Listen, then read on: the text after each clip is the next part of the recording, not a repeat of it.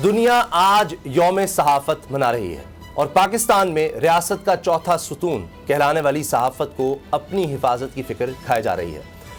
سچ بولنا جتنا دشوار ہمارے ملک میں ہے شاید ہی دنیا میں کہیں اور ہو۔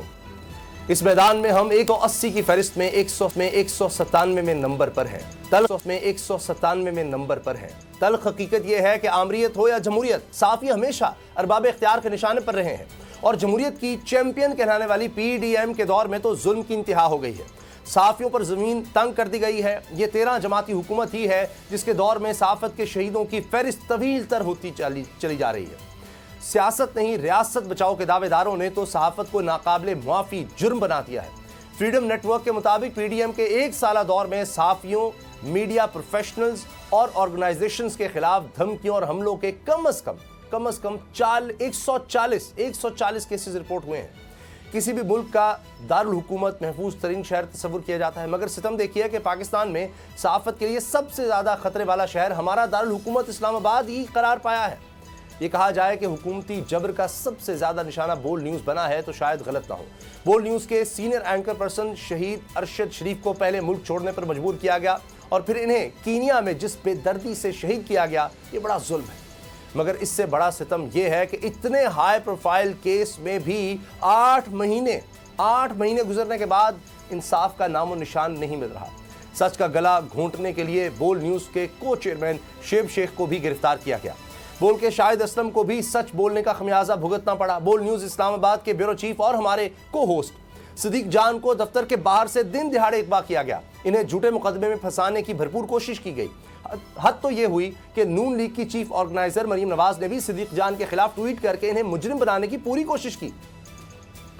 بول نیوز کے اینکر پرسن عمران ریاض خان کے ساتھ کیا ظلم ہوتا رہا، یہ نظارہ بھی پوری دنیا نے دیکھا۔ اور اب بول کے مارکیٹنگ ہیڈ آکاش رام 23 دن سے لاپتہ ہیں۔ دنیا میں ہماری جگ ہسائی ہو رہی ہے، مگر یہ تجربہ کار حکومت ہر معاملے سے لاپرواہ صرف انتخابات سے فرار کی سازشیں بن رہی ہے۔ الیکشن کمیشن بھی حکومتی اعلی کار بنا ہے، جس کا کام ہی الیکشن کرانا ہے، وہ انتخابات سے انکار کر رہا ہے اور سپریم کورٹ کو قانون پڑھا رہا ہے۔ دعویٰ یہ ہے کہ الیکشن کی تاریخ دے کر سپریم کورٹ نے الیکشن کمیشن کے اختیارات میں مداخلت کی ہے۔ یہی نہیں، 14 مئی کی تاریخ کو لے کر الیکشن کمیشن نے سپریم کورٹ میں نظر ثانی کی درخواست بھی دائر کر دی ہے۔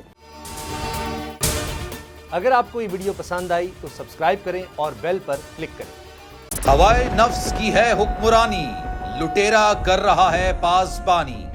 بول نیوز کے مارکیٹنگ ہیڈ آکاش رام تاحال لاپتہ، تفتیشی ادارے جواب دینے سے قاصر، اہل خانہ پریشان، بیٹے کی جدائی میں ماں غم سے نڈھال۔ جو بچو ہندو ہوا پر آئے تھے جو کو پاکستانی، مجھے مہربانی کرے پنجو آکاش واپس کयो۔ امریکی سینٹ میں کانگریس مین کی آکاش رام کے اغوا کے خلاف پرزور مذمت۔ And I, of course, have been concerned about some of the terrible disappearances, some of the abuses of human rights in Pakistan. United nation نے بھی آکاش رام کی بازیابی کے لیے مؤثر اقدامات اٹھانے کا عندیہ دے دیا۔ مشکل کی اس گھڑی میں عالمی میڈیا سمیت انڈین میڈیا بھی چیخ کر آکاش رام کی بازیابی کے لیے آواز اٹھا رہا ہے۔